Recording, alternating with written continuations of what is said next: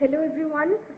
आज हमारे साथ हैं डॉक्टर लवली जेठवानी, गायनेकोलॉजिस्ट, और हम बात करने वाले हैं टोबैको एंड प्रेगनेंसी के बारे में।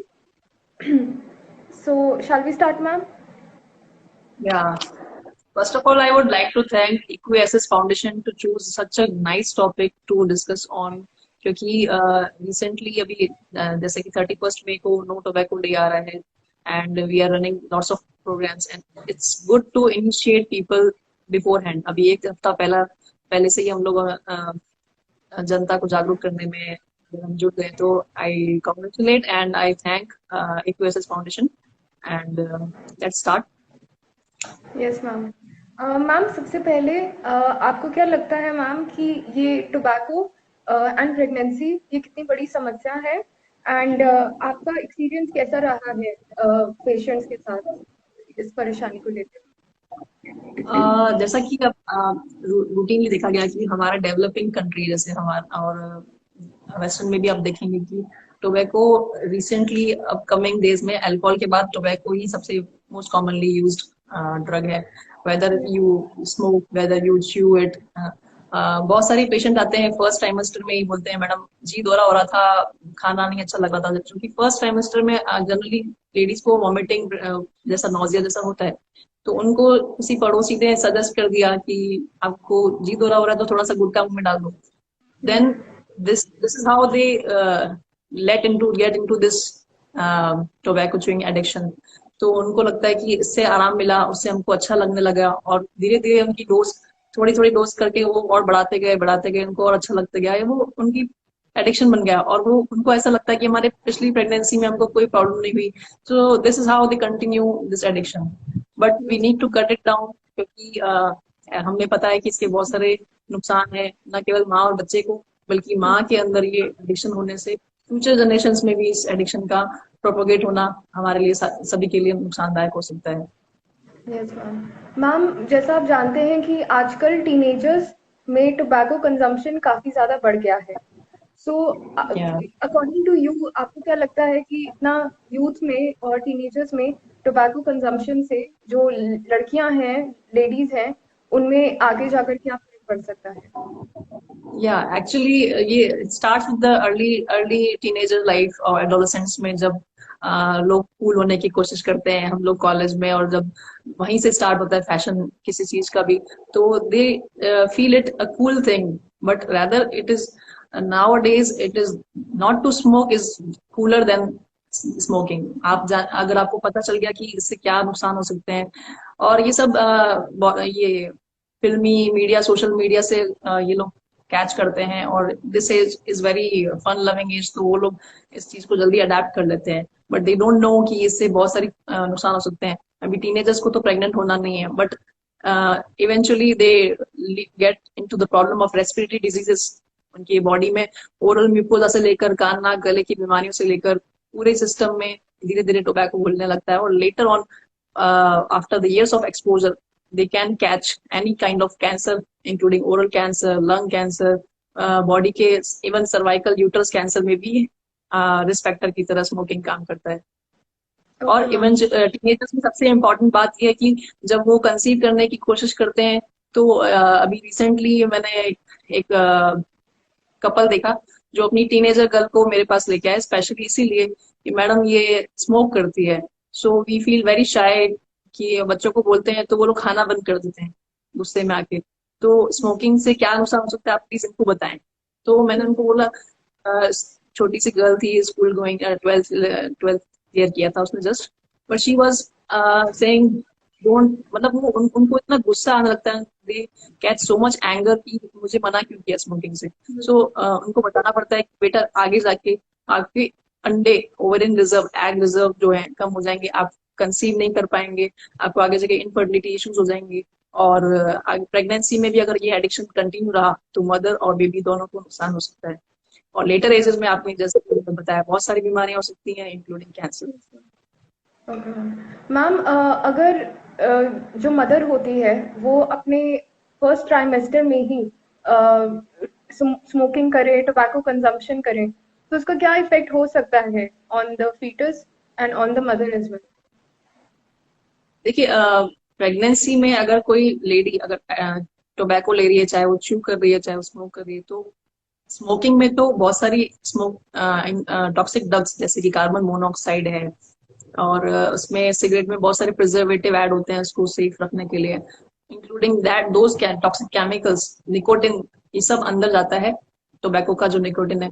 सो बॉडी के अंदर जो ऑक्सीजन लेवल होते हैं वो कम हो जाते हैं और टॉक्सिन ज्यादा हो जाते हैं, तो हर ऑर्गन में इफेक्ट डालता है। और जो प्रेगनेंसी में जो मेन बेबी का जो न्यूट्रिशन होता है वो मदर का ब्लड होता है, जो कि ट्रांस प्लासेंटल मोड से बच्चे की तरफ जाता है। तो अगर ऑक्सीजन लेवल कम हो गया ब्लड में, ब्लड के न्यूट्रिशन कम हो गए, तो बेबी को कम मिलेगा, ऑक्सीजन लेवल कम हो जाएगा बेबी का। और इनिशियल स्टेज में ये जब ऑर्गेनोजेनेसिस जो होता है, बेबी के ऑर्गन्स बनते हैं मेन मेन, जैसे कि सेंट्रल नर्वस सिस्टम है, कार्डियोवास्कुलर सिस्टम है, जिसमें हार्ट है, ब्रेन है, ये सब बनते हैं। तो बच्चे का दिमाग ना बनेगा, ना उसके ऑर्गन्स कुछ बनेंगे।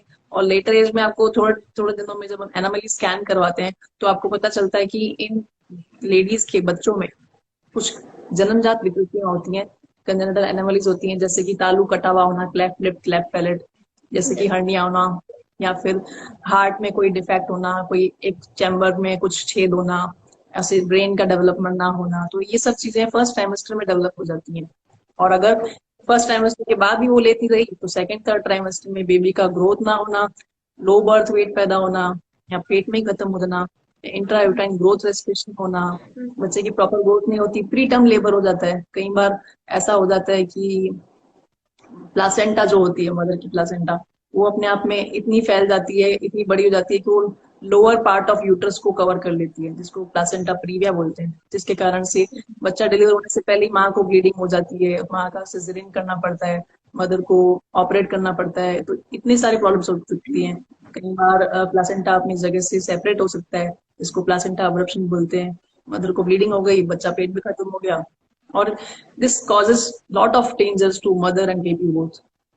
ओके मैम, ये सारे इफेक्ट्स को देखते हुए आपको क्या लगता है कि अगर मदर स्मोक करती है तो उन्हें कितने टाइम पहले स्मोकिंग छोड़ देनी चाहिए ड्यूरिंग मतलब कंसीव करने से पहले या फिर दूसरी pregnancy? Ideal settings of gynaec clinics जो होते हैं, हम सभी को बोलते हैं कि प्री कंसेप्शन यानी कंसीव करने से पहले ही कपल को एक बार गायनेक से मिलना चाहिए, अपनी प्रॉब्लम्स डिस्कस करनी चाहिए, उनको 3 महीने पहले से ही फॉलिक एसिड और कुछ न्यूट्रिशन लेने चाहिए, जिससे कि एग की क्वालिटी अच्छी बने, बच्चों में कोई जन्मजात विकृति ना हो, कंजेनिटल एनोमली ना हो। तो उस दौरान अगर हमें मालूम चलता है कि उस कपल में कोई स्मोकर है, टोबैको च्यूअर है, तो जैसे कि मेल में तो स्पर्म काउंट कम हो जाता है, उनकी कंसीव करने की कैपेबिलिटी कम हो जाती है, लेकिन फीमेल में प्रॉब्लम ये होती है कि एग भी डिफेक्टिव होता है, तो बच्चा ही डिफेक्टिव हो सकता है। और जैसे कि उस टाइम में आपको मालूम चल गया स्मोकिंग, उस टाइम उनको कि माँ और बच्चे को होने वाले तो तंबाकू से होने वाले नुकसान को समझाकर हम उनको उसी समय टोबैको को एब्सटिनेट करने के लिए, सजेस्ट करने के लिए एडवाइस करते हैं। और जैसे कि in India it is not possible to have pre conceptional visits for low poor social economic status. जो गरीब लोग हैं वो लोग जल्दी विजिट नहीं कर पाते, जो गांव में रहते हैं वो लोग भी एंड मोमेंट पे आते हैं डिलीवरी करवाने। तो उन लोगों के लिए फिर प्रेगनेंसी के दौरान हमें मालूम चलता है कि 3 महीने तक आई नहीं और उसने कुछ दवाई भी नहीं ली और तंबाकू और खाती है, स्मोक भी करते हैं, तो ये सब चीजें उनको देख के लगता है कि अब हमको बैक तो नहीं जा सकते, पर as soon as we get to know that they are smoking, they are chewing tobacco, we counsel them, we make them stop tobacco। और वो लोग, I think this is pregnancy is the best time period, this is the best critical period जहाँ lady सबसे ज्यादा receptive होती है, खुद की जान के लिए नहीं पर अपने बच्चे की जान बचाने के लिए कुछ भी करती है, तो उस दौरान वो बहुत इजीली टोबैको को छोड़ देती है। मैम, अगर पोस्ट डिलीवरी मदर स्मोक फिर से करना शुरू कर देती हैं आफ्टर द डिलीवरी, सो इसके वजह से मदर पे और as well as the baby post delivery क्या इफेक्ट हो सकते हैं? हाँ, यूजुअली जिनको बहुत पुराना एडिक्शन होता है या किसी के ट्रिगर पॉइंट्स, जैसे कि जिसके कारण से उसने टोबैको लेना शुरू किया, जिसके कारण से उसने स्मोक करना शुरू किया, वो ट्रिगर पॉइंट्स होते हैं, जैसे कि उसके घर में कोई स्ट्रेस चल रहा है, या उसकी इनकम सोर्स फाइनेंशियल क्राइसिस हो रहा है, उसको पैसे की कमी है, या उसके पार्टनर अलग से स्मोक कर रहा है, तो दे गेट इंसेंटिव्स कि हाँ हम लोग टोबैको स्मोक करना ही है। और ड्यूरिंग प्रेगनेंसी वो लोग बच्चे के खातिर थोड़े टाइम के लिए बंद कर देते हैं स्मोक, लेकिन एज सुन एज वो बच्चा डिलीवर होता है again relapse into this addiction. तो उस टाइम में अगर वो स्मोक करते रहेंगे तो बच्चे माँ के दूध में एक तो सबसे पहले उसका मिल्क सप्रेशन हो जाएगा, क्योंकि निकोटिन जो होता है वो प्रोलैक्टिन हार्मोन के लेवल को कम करता है। वो प्रोलैक्टिन दूध बनाने में हेल्प करता है, तो प्रोलैक्टिन कम होने से दूध कम हो जाएगा, बच्चे को न्यूट्रिशन वैसे भी नहीं मिलेगा। और दूसरा पार्ट, माँ के अंदर जो तंबाकू खाने से न्यूट्रिशन की कमी होती है, माँ को भूख कम लगती है, माँ को एसिडिटी होती है, तो माँ ओवरऑल वेट लॉस कर रही होती है, तो उसके अंदर जो प्रॉब्लम्स हैं, उसके दूध में क्वालिटी कम है, दूध का अमाउंट कम हो गया निकोटिन से, तो बेबी को ऑलरेडी न्यूट्रिशन डेफिशिएंसी हो रही है। और साथ ही साथ अगर वो पैसिव स्मोक कर रही है, माँ बच्चे के सेम रूम में पैसिव स्मोक अगर वो कर रही है, जिसको बोलते हैं कि अगर मदर स्मोक कर रही है और बच्चे के अंदर हल्का सा भी स्मोक जा रहा है, तो उसको पैसिव स्मोकिंग बोलते हैं। और इससे बच्चे के अंदर थोड़ा भी कार्बन मोनोऑक्साइड और निकोटिन जा रहा है, तो वो बच्चे में इसकी हाफ लाइफ ज्यादा होती है। माँ के अंदर तो निकोटिन 2.5 घंटे तक रह के 5-6 घंटे में निकल जाएगा, लेकिन बच्चे में वो 9-10 घंटे तक रहेगा। और कभी कभी इतना लंबा रहता है कि बच्चा, आपको पता भी नहीं चलेगा कि बेड पे ही खत्म हो गया। और पेशेंट भागे भागे आते हैं कि बच्चे को पता नहीं क्या हुआ, कुछ था ही नहीं, दूध पी के सोया और मरा हुआ मिला। इसको बोलते हैं सडन इन्फेंट डेथ सिंड्रोम। ये बच्चा अचानक बिना कारण के मर गया, क्योंकि इसका इंट्रा यूट्राइन निकोटिन का एक्सपोजर हुआ था, साथ साथ बाहर आके भी हो रहा है। इन सभी कारणों से मेल जोल मिला करके बच्चे की जान अचानक से जा सकती है। इसके अलावा बच्चे को रेस्पिरेटरी डिजीज हो सकते हैं, सांस में प्रॉब्लम्स हो सकती है, ब्रोंकाइटिस, अस्थमा। और बच्चे में आप देखेंगे चिटरिंगनेस होगा, एकदम ऐसा लगेगा कि उसको फिट्स आ रहे हैं, एजिटेटेड होगा, स्टार्टल रेस्पॉन्स आएगा उसके अंदर। और उसका न्यूरोलॉजिकल डेवलपमेंट कम होगा, बिहेवियर पैटर्न्स चेंज होंगे, बच्चा जैसे जैसे बड़ा होगा तो उसमें ओबेसिटी वाले फैक्टर्स आएंगे, थोड़ा क्रिमिनल सॉर्ट ऑफ बदमाश टाइप का ऐसा, तो वो सब जेनेटिकली आ जाता है। और वही ब्रेस्ट फीडिंग के दौरान भी हम उनको अपने कांटेक्ट में ही रखते हैं, ताकि वो ब्रेस्ट फीडिंग के दौरान स्मोक ना कंटिन्यू करें। उनके ऊपर स्टिमुलस बनाए रखना पड़ता है, ताकि एटलीस्ट ब्रेस्ट फीडिंग खत्म होने तक ये सिलसिला बंद रहे। मैम कुछ पेशेंट्स होते हैं जो छोड़ने को रेडी होते ही नहीं है स्मोकिंग या फिर tobacco during the pregnancy also and उसके बाद तो ऑब्वियसली। सो आप उनके साथ कैसे उनको सलाह देते हैं, उनके साथ कैसे मैनेज करते हैं इस तरह का बिहेवियर? ऐसे केसेस जो होते हैं वो बहुत ही हाई डोज में या तो टोबैको यूज कर चुके होते हैं प्रीवियसली। और हमें पता है कि निकोटिन का रेस्पॉन्स कैसा होता है। इनिशियली वो अच्छा फील करवाता है, बाय फेजिक रेस्पॉन्स होता है उसका। पहले आपको अच्छा फील होता है, फिर वो जैसे वो लंबे टाइम तक आपने उसको यूज कर लिया तो उसकी डोज बढ़ाते बढ़ाते आपको अच्छा लगते लगते आप वापस उसके साथ डिप्रेस फील करते हैं टोबैको के साथ। तो वो जो रेस्पॉन्स होता है वो, और उसको छोड़ते ही उसको विड्रॉल सिम्टम आते हैं, उसको एंग्जाइटी डिप्रेशन आने लगता है, तो वो छोड़ नहीं पाते। ऐसे लोगों को हमको समझाना पड़ता है कि अगर आप छोड़ना छोड़ोगे तो आपको फायदा होगा, तो बट वो they are so helpless, they have so much cravings कि हमको लेना जरूरी है, मैडम हमारा सिर दुखता है, हम लोग नहीं दे सकते, हमें धड़कन बढ़ जाती है, पैल्पिटेशन होता है, पसीने छूटते हैं। तो आप ऐसे लोगों को एक तो अपने आप से काउंसलिंग कीजिए, आपसे नहीं मान रहे तो साइको सोशल काउंसलिंग कराइए। साइको सोशल काउंसलिंग में कैसा रहता है कि साइकियाट्रिस्ट साइकोलॉजिस्ट को हम लोग इन्वॉल्व करते हैं अपनी टीम में। वो उनको वर्बली बैठ के 1 आध घंटा समझाते हैं। साथ में सोशल, उनके जो एनवायरनमेंट में जो लोग हैं, जैसे कि उनका कोई पार्टनर अगर ऐसा कुछ ड्रग ले रहा है साथ में, तो आप उनको काउंसिल करते हो ताकि वो उसमें आपके साथ साथ मिलकर, उनकी फैमिली, उनके फ्रेंड्स, वो आप में इसमें उनको काउंसिल करने में और उनसे उनको टोबैको से दूर रखने में हेल्प करते हैं। और दूसरा, अगर इन सब काउंसलिंग से भी ये नहीं हो पा रहा है और उसको बहुत ही फिजिकल प्रॉब्लम्स हो रही है, तब आप क्या करते हैं, फिर साइकेट्रिस्ट को इन्वॉल्व करते हैं, जो कि आपको न केवल निकोटिन रिप्लेसमेंट थेरेपी के फॉर्म में कुछ निकोटेक्स की रिप्लेसमेंट देता है, बल्कि कुछ स्पेशल मेडिसिन होती है जो प्रेगनेंसी में प्रिस्क्राइब कर सकते हैं, वो देता है। और जो निकोटिन रिप्लेसमेंट थेरेपी है, यानी कि जो तंबाकू जो अपन स्मोक से ले रहे हैं या तंबाकू खा के जो ले रहे हैं, गुटखे में जो ले रहे हैं तंबाकू, उसका एक माइल्ड फॉर्म जिसमें कि ना कार्बन मोनोऑक्साइड होगा, ना कोई टॉक्सिक प्रिजर्वेटिव्स होंगे, सिंपली निकोटिन होगा, वो भी कम मात्रा में और जितना आपको चाहिए जब आपको क्रेविंग हो रही है। तो ये गम्स के फॉर्म में आ सकता है या लोजेंजेस के फॉर्म में, इसको च्यू करके वो अपन बकल कैविटी में रख देता है, तो थोड़े टाइम तक उसको अच्छा फील होता है। या फिर कुछ लोग बहुत ज्यादा हाई डोज में निकोटिन लेते थे, उनको पैच लगाना पड़ता है। वो पैच धीरे धीरे आपकी स्किन से आपकी बॉडी में निकोटिन रिलीज करता है और पूरे दिन आपको अच्छा फील करवाता है। इससे आपकी एडिक्शन तो नहीं मिटती, लेकिन धीरे धीरे आपको जो च्यूइंग और स्मोकिंग की जो तलब थी वो धीरे धीरे कम होते होते एक दिन आपको क्रेविंग्स कम होने लगती है। Okay ma'am. मैम ये टोबैको का वुमेन की फर्टिलिटी पे मतलब का क्या इफेक्ट रहेगा? जैसे कि मैंने आपको बताया टीनेजर्स जो होते हैं वो काफी हाँ जी। कूल होने के चक्कर में वो ले लेते हैं, लेकिन उनके एग्स जो होते हैं तो वो जैसा कि मैंने बताया तंबाकू से, स्मोकिंग से जो कार्बन मोनोऑक्साइड जाती है और निकोटिन से ब्लड में ऑक्सीजन लेवल कम होता है। तो hmm, every organ of our body needs oxygen. हम्म, अपनी ओवरी में भी अगर ऑक्सीजन लेवल ब्लड सप्लाई कम होगी तो उसका रिजर्व कम होगा, उसकी एग की क्वालिटी कम होगी, और at the end of the day you will land up into infertility, सब फर्टिलिटी। ये आपको कुछ ना कुछ दवाई देके ही आपको असिस्ट करके ही आपका ओवुलेशन पॉसिबल रह पाएगा, आपको किसी मेडिकल एड की जरूरत पड़ेगी। तो इस तरह से आपकी ओवरीज का रिजर्व कम करके तंबाकू नुकसान पहुंचा सकता है। Okay ma'am. Thank you ma'am. It was very knowledgeable. आपने काफी अच्छे से एक्सप्लेन किया हाँ, एंड आई होप एक इट और विल बी। चीज हमने डिस्कस किया, सॉरी टू इंटरप्ट। हाँ जी, हाँ जी। जैसा कि बच्चों के लिए हमने कुछ पॉइंट्स रखे थे कि बच्चों में लॉन्ग टर्म में क्या प्रॉब्लम्स आती हैं।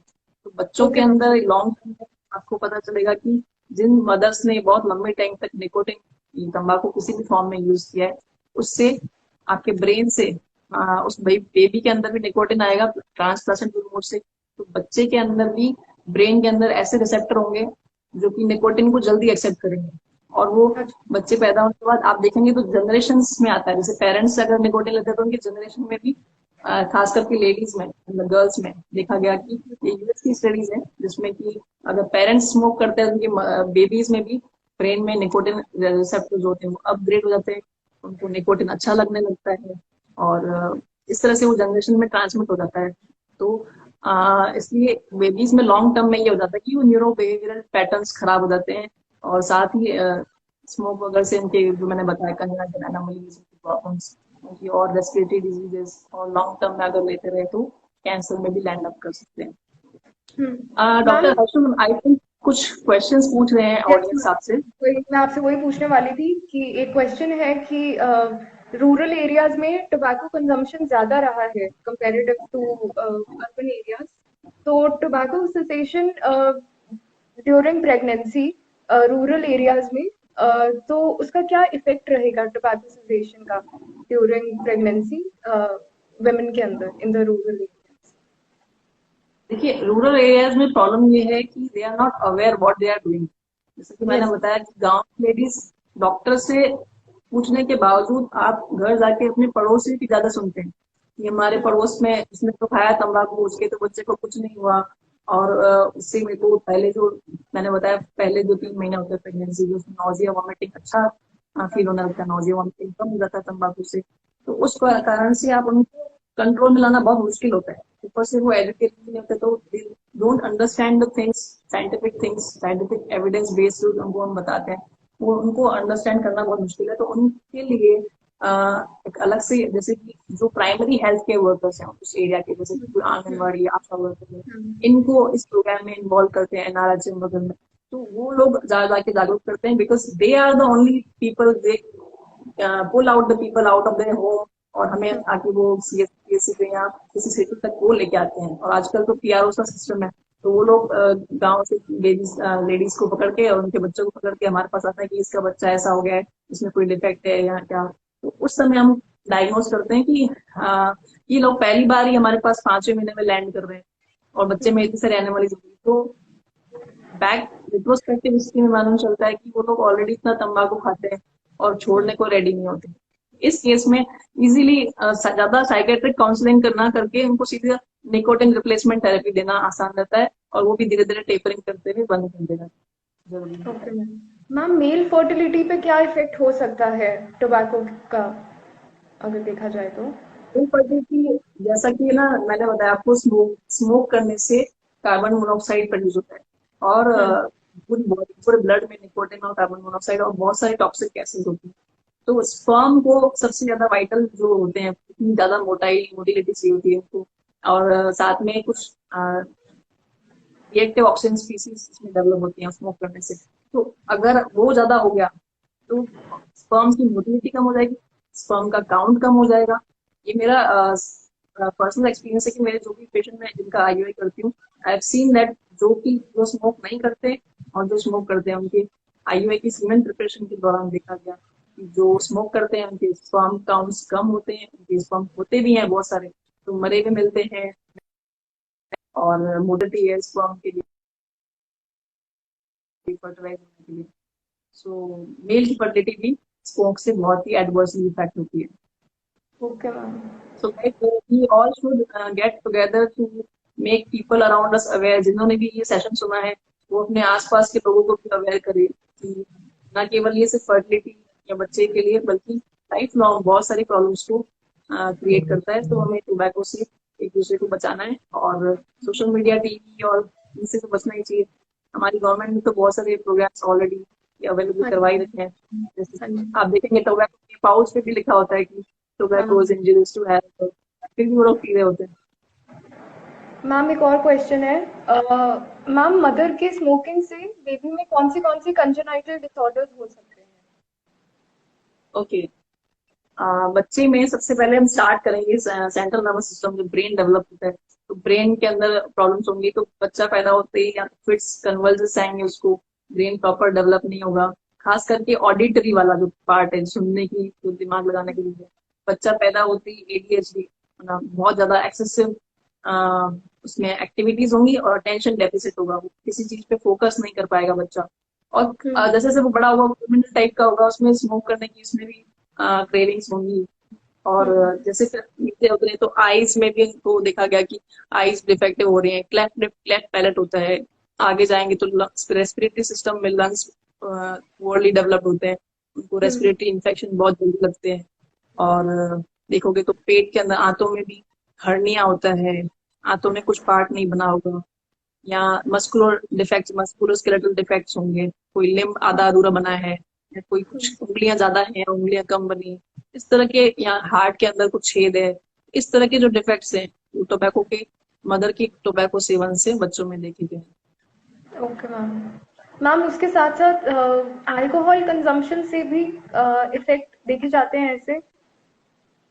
हाँ, जैसे फीटल जो भी लोग अल्कोहल पीते हैं उनके बच्चों में भी लगभग सेम ही, लेकिन ऑलमोस्ट यही होता है। कार्डियोवास्कुलर सबसे ज्यादा प्रॉब्लम्स उनमें होती है जो अल्कोहल कंज्यूम करती हैं।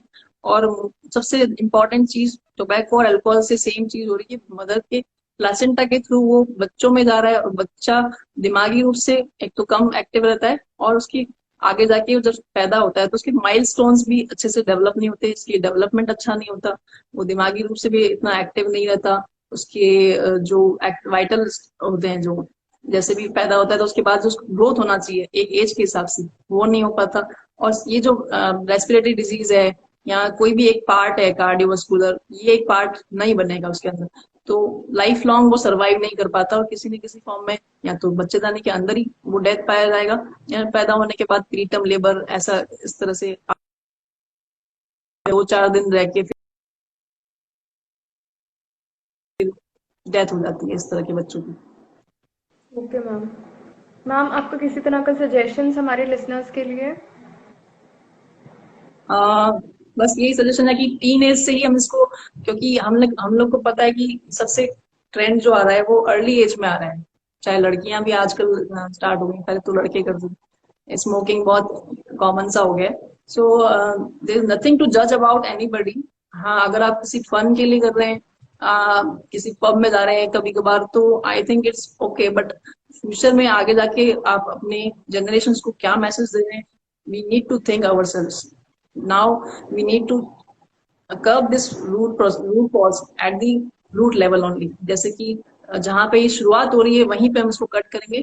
टीनेजर्स में ये एजुकेशन फैलाएं, स्कूल्स में ये एजुकेशन फैलाएं, आपके आसपास जो भी प्रेग्नेंट लेडी है उनपे, क्योंकि लेडीज ही ऐसी बिल्डिंग ब्लॉक्स होती है, फाउंडेशन होती है अपने घर की। क्योंकि मोस्ट ऑफ दी जो चिल्ड्रन होते हैं वो अपने मदर से ज्यादा अटैच होते हैं, और मदर ही ऐसी होती है, एक ऐसी मेंबर होती है एक फैमिली में जो कि अपने बच्चों को, अपने पति को और फ्यूचर जनरेशन को, वो ही एक फाउंडेशन होती है कि आगे से आगे प्रोपोगेट करती है अपने नॉलेज को, अपने मॉरल्स को। So it is common goal and common responsibility of all of us together to curb this addiction from our society। Yes ma'am. Ma'am, हमारे व्यूअर्स में से एक क्वेश्चन है कि what do you think ma'am कि pouch policy of tobacco, is it effective? Pouch policy. Which policy? Pouch policy. Pouch policy? I am okay not aware ma'am. Of this. Ma'am, आपको क्या लगता है कि वो जो पिक्चर्स होती हैं हमारे टोबैको प्रोडक्ट्स के ऊपर, कितना इफेक्टिव लोगों के लिए वो एक तरह का हेल्पफुल होता है to reduce their tobacco consumption, ladies के लिए भी और मेन के लिए भी फॉर श्योर? ये बहुत बहुत ही अच्छा स्टेप है गवर्नमेंट ने जो लिया है इसमें। जो लोग जिन्होंने कभी देखा ही नहीं होता है इस तरह का कैंसर भी होता है, तो it is very nice to put that picture. इससे उनको थोड़ा डर लगता है कि हाँ फेस में मुंह में ऐसा कुछ हो गया है। एंड प्लस उनको उनको उनको रियल पिक्चर जब हम दिखाते हैं हमारे क्लिनिक में आती है तो उनको फेस और उनका मुंह जब दिखाया जाता है कि तुम्हारे फेस में मुंह नहीं खुल रहा है, तुम्हारे मुंह में छाले हो गए, तुम खाना नहीं खा पा रहे हो, तो को नहीं लगता तुमको उसे करना चाहिए। देन दे अफर्म कि हाँ ऐसा हो रहा है लेकिन मैडम छोड़ नहीं पा रहे। तब उनको हम डेंटिस्ट की सलाह लेते हैं कि हाँ कि एक बार ओरल क्लीन कर लो, ओरल क्लीननेस हम लोग करवा देते हैं उनकी एक बार डेंटिस्ट को इन्वॉल्व करके। तो उसके बाद मैंने देखा कई लेडीज वापस नहीं खाती गुटखा, उनको एक बार रियलाइज हो जाता है कि हाँ हमारे मुंह में भी इस तरह से छाला शुरू हो गया है। तो उनको अगर कोई हेल्थ रिलेटेड कोई प्रोफेशनल को ये समझा दे कि अगर आप खा रहे हो तो आपके छाला हो गया, ये कैंसर है, ये छाला कैंसर भी हो सकता है, उनको डराना पड़ता है।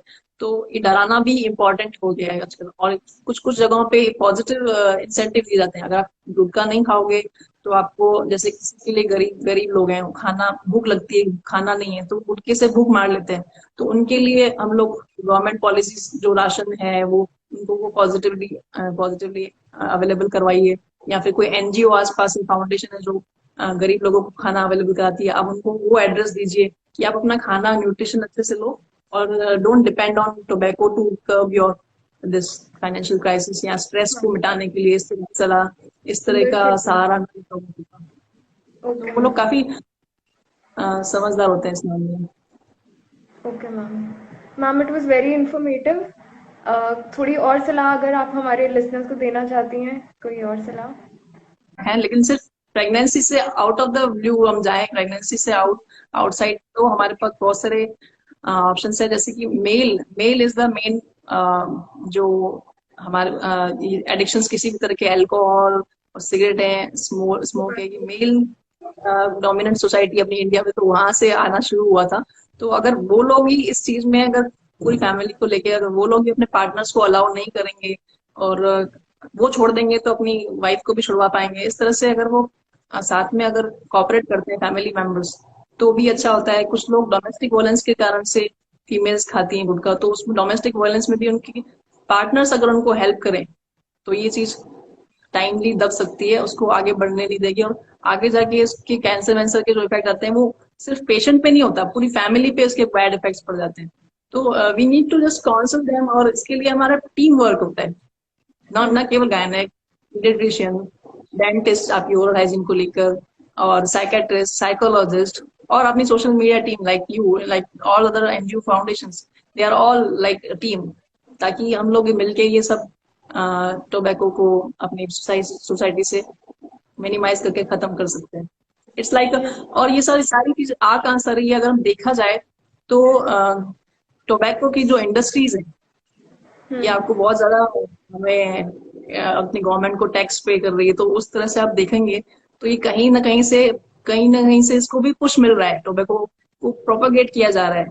और वो प्रोपागेट करने के लिए उन्होंने भी बहुत साइंटिफिक माइंड अपनाया है, कि दिमाग ऐसा अपनाया है कि जो भी इसको यूज करेगा उसके बिहेवियर में, उसकी फिजियोलॉजी में ऐसे चेंजेस आएंगे कि वो फिर से खाएगा, उसको और अच्छा लगेगा, फिर और खाएगा।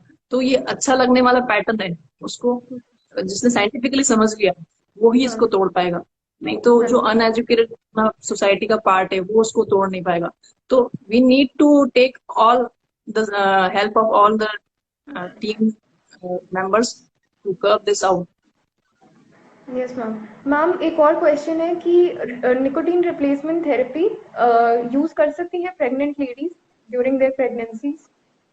हाँ कर सकते हैं, जो छोड़ नहीं पा रहे, बिल्कुल नहीं छोड़ पा रहे, तो उसमें हम लोग जनरली सजेस्ट करते हैं choose and gums and lozenges.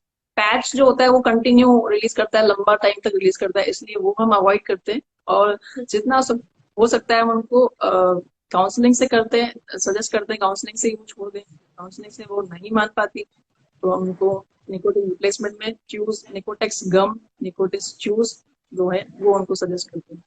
और बहुत ज्यादा जरूरत पड़ने पर अगर बहुत ही टेंट्रम्स आ रहे हैं, बहुत ही ज्यादा क्रेविंग्स हो रही है, तो हम साइकेट्रिस्ट को भी डालते हैं साथ में। साइकेट्रिस्ट उनको कुछ अच्छी एंटी साइकोटिक ड्रग्स देते हैं जिससे कि वो उनकी क्रेविंग्स खत्म हो जाती है। और हम लोग चाहते हैं कि बच्चा और माँ दोनों अच्छे से डिलीवरी हो जाए, उसके बाद हम अच्छे से उनका ट्रीटमेंट करेंगे, क्योंकि प्रेगनेंसी में हम बहुत ही कम दवाइयां दे पाते हैं। बहुत सारी दवाइयां हम दे ही नहीं सकते, बच्चे और माँ दोनों को नुकसान होता है। सो ओके, ठीक है ma'am, it was very helpful. आपने काफ़ी अच्छे से समझाया एंड आई होप हमारे डॉक्टर, लिसनर्स को काफ़ी समझ आ गया होगा। And we are looking forward to have some more sessions related to the same. Thank you, ma'am. thank you so much, Dr. Anshul. Thank you, Equasis Foundation, for inviting me. And it was a very nice session. And I wish there were more viewers to ask their questions and queries. But in case you are uploading this IGTV on your channel, then people may ask the questions in the comment box later also. Then we will answer it later, right? Sure, ma'am. Definitely. Thank you, Thank you, Dr. ma'am. Ashok. Thank you. Bye. Bye.